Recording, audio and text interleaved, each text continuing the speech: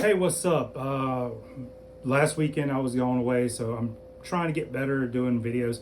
So I had to skip a weekend because I was gone all weekend. But I've been seeing a lot of 5.56 NATO AKs pop up on like Instagram, YouTube, stuff like that. Sorry, sinuses.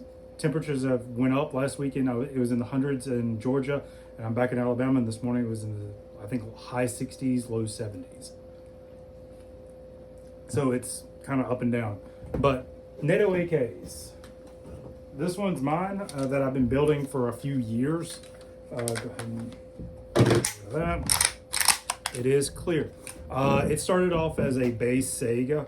You can see it right there. Yep, Sega. It was a 223 Sega I found at a local shop that just so happened to have one just floating in there. And I got it for a really, really smoking deal. Like, I think the base rifle by itself cost double what they were asking for it. It was on consignment.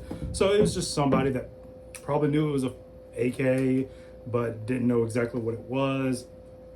And so it saw the, the Monte Carlo stock, that weird forend, all that good stuff. It's not that anymore. So starting at the back, just kind of going over what I've done to this rifle at this point. Starting at the back, DCM gunfighter stock. It's a really good stock. I kind of think it balances out the rifle. It's still front heavy because it's big rail, but it is kind of balancing it out. On the back, this is the JMac M4 tube adapter. So it's skeletonized, but it's their M4 adapter, so you can run M4 stocks on here. And it is folding. So it does have the folding mechanism, and it is the plate on the back. This is actually their... So how it works is there's where the T-handle is for the pistol grip, it's in the bottom. There's a bolt that comes into the back and a bolt comes up top, and it sandwiches in. Now you do have to cut off your rear tang, which I did. This is the factory rear trunnion, and I cut the tang off of this Russian rifle. So cool. A lot of people wouldn't have. They would have sent it off, pulled the trunnion out, put it like their Finicky trunnion, or what I thought about doing is still sending it off and getting the 100 series side folders in trunnion put in. But this kind of does it for me. It's side folding. I can put other stocks on it. I can put a triangle stock on it if I want to. Good to go. Coming forward, this is the Hub City Outdoors PKM grip, I believe. I believe it's the PKM. It looks like a standard AK grip, but it's a little bit fatter. And this one is in OD green. It's really cool.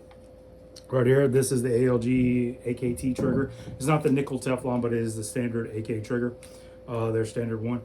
I am not running an ALG recoil spring. Most of my guns do, but those are 7.62. The 5.56 ones, I actually found a lot of issues cycling properly.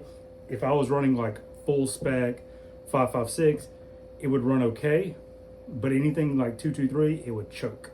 So not for me. Coming forward, I do have, it's either a PSA or Yugo or Bulgarian, whoever it is, the extended safeties. I ordered a bunch of them for all my rifles, and I don't know which ones ended up with which. Doesn't care. It's an extended safety. Good for me. Coming forward, this is the M13 extended charging handle. Gives you a little bit better grip on the rifle, and it is fairly smooth. This has probably been my most shot rifle in the last like 3 years. Once I got this rifle, I did nothing but shoot this rifle, and I wanted it to be as reliable as possible. It's been a headache, and I will tell you that right now. Getting into 5.56 NATO AKs, if it's not a fully built rifle that runs right out of the gate, and you're planning to do stuff like this to it, you're gonna have some headaches. Like 5.56 AKs are finicky. They're not trash, they're finicky. There's been a lot of videos posted out there about trash, 5.56 AKs are trash, get an AR. 100% agree. If you want a 5.56 AK, it's easier to get an AR. But if you want to have fun and headaches, a lot of headaches, get a 5.56 AK. You will learn really quickly. Magazine compatibility is a big must. Parts compatibility, and just how the gun works, and just getting it running right. Because when this gun came to me, it was slinging like standard 223 brass, like 20 yards, just slinging it. no problem ejecting. But as soon as I put like a recoil spring in it, it started having choking issues. So there was little, hiccups here and there, but finally got it running about 100% if I don't turn down the gas. I do have a K&S piston in here. I did do the conversion that way I could have adjustable gas because I do run this suppressed. But moving forward, ALG, AK trigger, extended charging handle, MK3 titanium trigger pins. They're just colored. These are their green ones. I had more green furniture on here at one point. Moving forward, this is the JMac MMS rail. It is free floated. The only contact point is here in the back. Everything else is free floated. They do have, or they are coming out with a plate that goes in here that basically pushes on the barrel and the rail to give it a more sturdy lockup. Like if you're running some kind of laser module on the side, you can do that. On top, it is their JMac railed gas tube. I have a Zenico clone. It was some airsoft company, and the rooster. It was a Zenico clone. I was able to get it pretty quickly, and it's just the IR Viz laser, and it's pretty powerful for what it is.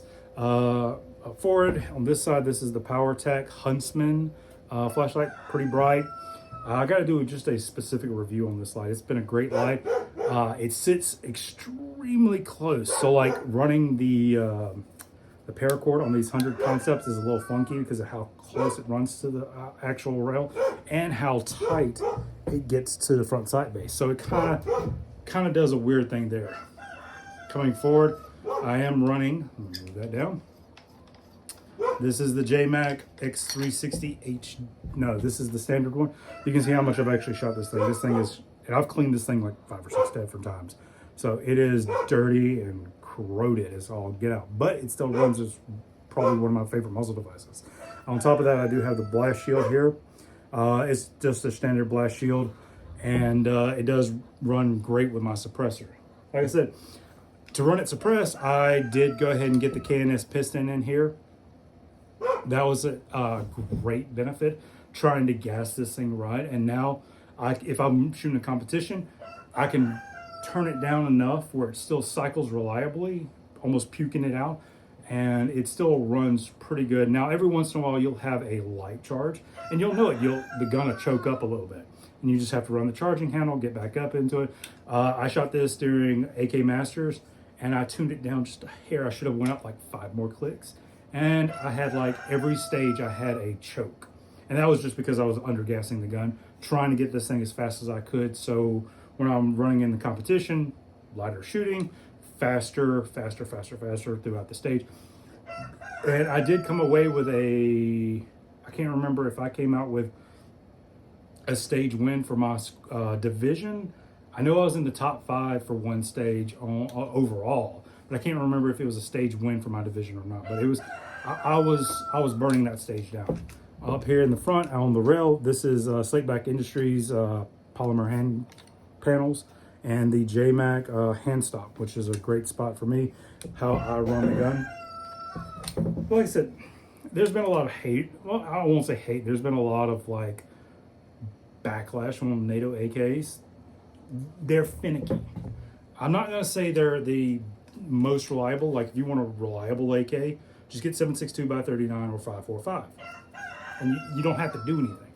These guns are kind of like 1911s. They can be very finicky, but once you get them running just right, they run like a tank. They're just like a sewing machine, just how they run.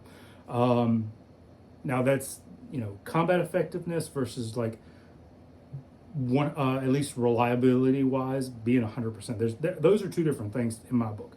Combat effectiveness, the gun's going to be overgassed. It's going to be a harder shooting gun. It's going to shoot. It's not going to be soft recoiling. This is soft recoiling. It is extremely soft recoiling, and I can turn up the gas a little bit if I want to. I've kind of put it in a spot where I can run it both suppressed and unsuppressed and not really have any issues. Now, like I said, if I'm shooting a competition, I'll usually turn it down just a little bit because I'm not running suppressed. But this is kind of like my little 2 cents on it. I'm nobody, but I have been shooting this specific AK for the past like 3 years. I shot it in Kalashnikov 2 years, 2 years, I think. No, I shot it 1 year in Clash Bash. I shot it in a bunch of other big events. I shot this at AK Masters. I've probably got a good 1,000+ rounds through this gun just in competition, maybe more, and probably another 2,000 rounds. So it just through practice, getting this thing tuned in right, and I've taken this thing all the way out to 515 with 55 grade. The optic I'm running on this is the EOTech. This is the XPS 2. I think it's the SPX 2. It's the non-night vision, so it's got the buttons on the very back, which I actually like more than the buttons on the side. The buttons on the back, there's nothing that's actually going to come back and hit it and turn brightness up, down, or knock it in night vision mode. I am running it on the JMac MMS Picatinny adapter. It sits just nicely there, and it gives me more of a almost AR feel when it comes to gassing up on the gun. And there's another thing. It shoots just like an AR. Like one of my 14.5s or my 16-inch mid-length guns. It shoots pretty close to that. It's softer. It's a weirder recoil impulse. The ARs are there. It's just go. This is a little bit slower, and it's a little bit more. It's a piston gun. Piston and DI have a completely different field of how the recoil feels in your shoulder, and this thing is just extremely soft. And it's fun to get guys after matches seeing the gun like, man, the thing's like doesn't move when you're shooting. I'm like, yeah, here, try it. And I give them a mag, and they're just dumbfounded at how soft this thing actually shoots, because it really does. Once you get these things actually tuned up right, they are phenomenal shooters. They're not for everybody, I will tell you that. Like Rock and Lock mags, especially 5.56 mags, you have to find the right ones. The ones I've been using that have been really good, these are the Bulgarian polymer. They do have steel locking lugs and steel reinforced feed lips, which is good because that's the biggest failure on most magazines is splitting apart all of the feed lips. So you're good to go with these. These are like $15 a pop. I am probably going to pick up another 5.56 AK and do like a shorty style. If I can get my hands on an M85, that's probably what I'll go with. Don't know yet. You know, other projects in play. But I said, 5.56 AKs are not trash. They're finicky. You have to like there are more in-depth things you need to do to that AK to make sure it runs properly. And if you don't want to take those steps, fine. Get a 5.56 AR, go that route. If you want an AK that runs reliably, get a 7.62 or a 5.45. 5.45 I think is tremendously like one of the best rounds when it comes to ball. 5.56 is better because it's got more availability of different rounds. I think 5.45, if it was given into the American market, would be a better round overall than the 5.56, just because of how the bullet is designed. But for me, 5.56 is top tier, and that's why I kind of wanted a 5.56 AK. It was one of my dream guns, kind of, and I walked into a store and found it. So, and it's been a passion project. Like I said, this thing has been a headache to get running properly.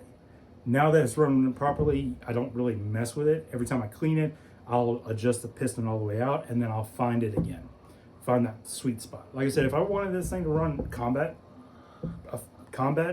setting, I just turn up the gas. That's it. If I want to shoot competition, turn down the gas. If I want to shoot suppressed, go to the suppressed setting. It's a jack of all trades, and it does it well. So I just wanted to jump in there with my Nato AK and show it off. It's like I said, it's a passion project. I've been dealing with this thing for a long time, and I've shot, like I said, a couple of matches with it. I've got probably plus of 1,000 rounds just in shooting matches, and probably 2,000 rounds in just shooting it. So y'all have a good one. See ya.